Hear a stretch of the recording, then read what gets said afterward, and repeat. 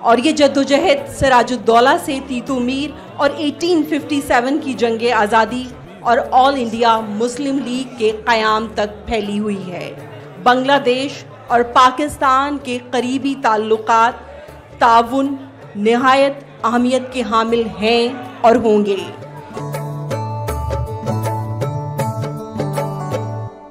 ہم نرم کلامی کے محبت کے ہیں خونگر، اخلاق ہر ایک حال میں بہتر ہی رہیں گے۔ آپ سب کی بھرپور تالیوں میں دعوت دینا چاہوں گی جناب غزالہ حبیب صاحبہ کو، جو کہ ٹی وی اینکر ہیں، ریڈیو پروڈیوسر ہیں، اینکر پرسن بھی رہ چکی ہیں، کالمسٹ رہی ہیں، نوائب وقت، ڈیلی جموں کشمیر، ڈیلی جنا، شاعرہ ادیبہ ہیں، چیئر پرسن ہیں فرینڈز آف کشمیر انٹرنیشنل سے، ان کی 2 کتابیں بھی شائع ہو چکی ہیں۔ آپ سب کی بھرپور تالیوں میں جناب غزالہ حبیب صاحبہ۔ بسم اللہ الرحمن الرحیم۔ معزز شرکائے محفل، جمہوری وطن پارٹی کے زعماء کرام اور اس ہال میں موجود میرے تمام پاکستانی جوشیلے جوانوں کو سلام قبول ہو۔ آج کی تقریب، جس کی مہمانداری جمہوری وطن پارٹی اور وائٹ نیوز سر انجام دے رہے ہیں، نہایت اہمیتوں کی حامل ہے۔ اس میں سیاق و سباق سے اگر میں بات کروں تو 1906 میں آل انڈیا مسلم لیگ کا قیام عمل میں آیا، جو کہ نواب سلیم اللہ کے گھر ڈھاکے میں قائم ہوئی، جس میں سر سلطان محمد آغا خان سوئم، نواب وقار الملک، سید مہدی علی المعروف محسن الملک کے نام شامل تھے۔ اس سے پہلے بنگالی انقلابی حریت پسند مسلمانوں نے نواب سراج الدولہ کی قیادت میں پلاسی کے مقام پر انگریزوں کے خلاف جنگ لڑی تھی، اور انگریزوں کی طرف سے اس کی سربراہی رابرٹ کلائن نے کی تھی۔ میر جعفر کی غداری کے باعث نواب سراج الدولہ یہ جنگ نہ جیت سکے، اور یہ جدوجہد سراج الدولہ سے تیتو میر اور 1857 کی جنگ آزادی اور آل انڈیا مسلم لیگ کے قیام تک پھیلی ہوئی ہے۔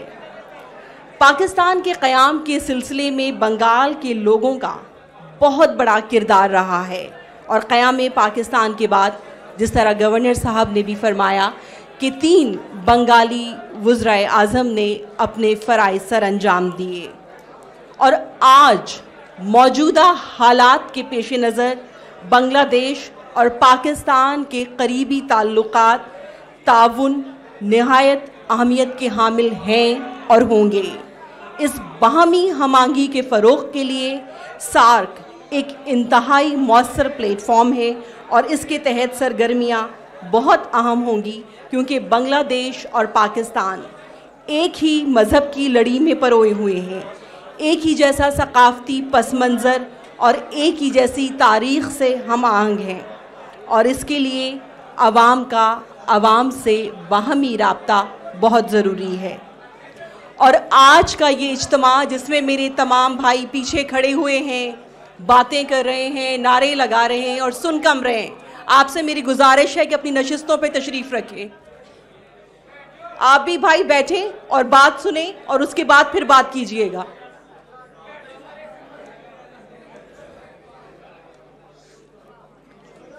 آپ لوگوں کا آج کا یہ اجتماع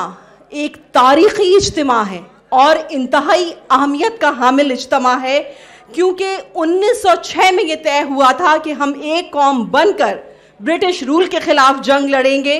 اور سیاسی تدبر سے جو مسلم اکثریتی علاقے ہیں ان پر ایک علیحدہ ریاست بنائی جائے گی، جیسے کہ پاکستان کا قیام وجود میں آیا۔ اور اس حوالے سے مسلم لیگ، جس کا یوم تاسیس منانے کے لیے ہم یہاں جمع ہوئے ہیں، ایک بنیادی کلیدی کردار ادا کیا، اپنے منشور پر عمل پیرا رہی۔ اور اس سال مسلم لیگ کے قیام کا یوم تاسیس اس حوالے سے بھی اہم ہے کہ 2 ملک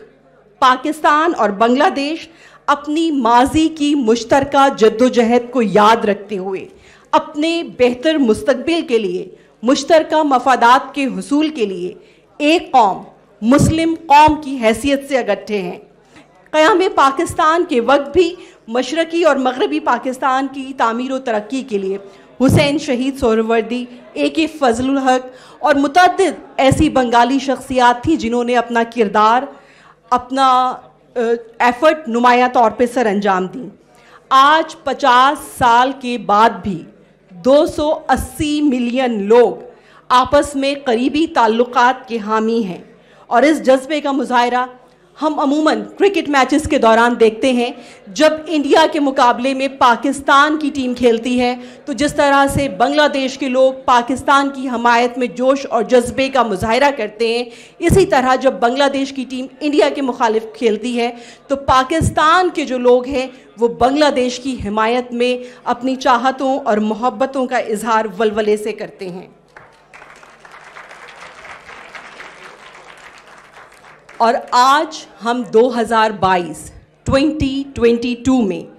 انہی محبتوں، چاہتوں اور خلوص کے جذبات کا یوم تاسیس منا رہے ہیں۔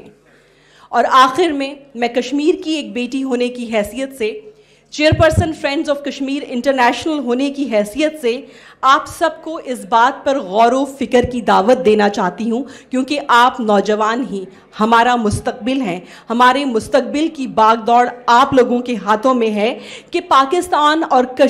بنگلہ دیش کی طرح کشمیر کا منظرنامہ بھی اسی وحدت سے جڑا ہوا ہے، یعنی کشمیر کے دونوں اطراف کی جو عوام کی اکثریت ہے وہ بھی مسلم وحدت، مسلم ثقافت، مسلم تاریخ اور جدوجہد آزادی سے جڑی ہوئی ہے، اور کشمیری زبان کے ساتھ ساتھ اردو زبان سے بھی وابستہ ہیں، اور اسی لیے پاکستان کا ساتھ چاہتے ہیں۔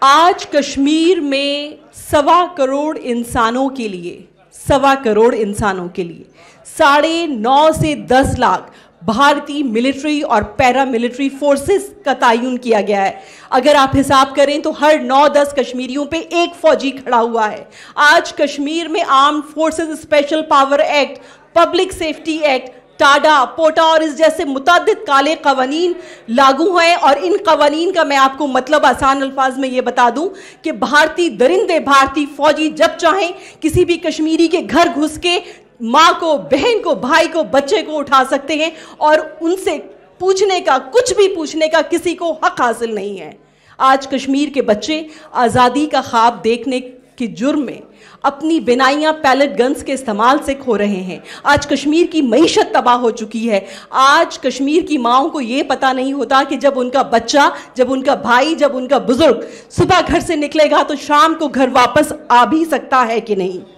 اسی لیے میں چاہتی ہوں کہ اس موقع سے فائدہ اٹھاؤں کہ آپ سب جوشیلے جوان جو پاکستان اور بنگلہ دیش کی آواز بلند کر رہے ہیں، ان آوازوں میں کشمیر کی آواز بھی ملا دیجئے، اور اقوام متحدہ سے ہمارا یہ مطالبہ ہے کہ کشمیر کے حوالے سے جو قراردادیں اس نے حق خود ارادیت کی منظور کی ہوئی ہیں ان پر فوری عمل درآمد کیا جائے۔ ذہن پر خوف کی بنیاد اٹھانے والوں، ظلم کی فصل کو کھیت میں اگانے والوں، ذہن پر خوف کی بنیاد اٹھانے والوں، ظلم کی فصل کو کھیت میں اگانے والوں، گیت کے شہر کو بندوق سے ڈھانے والوں، فکر کی راہ میں بارود بچھانے والوں، کب تک اس شاخ گلستان کی رگیں ٹوٹیں گی، کونپلیں آج نہ پھوٹیں تو کل پھوٹیں گی۔ بہت شکریہ۔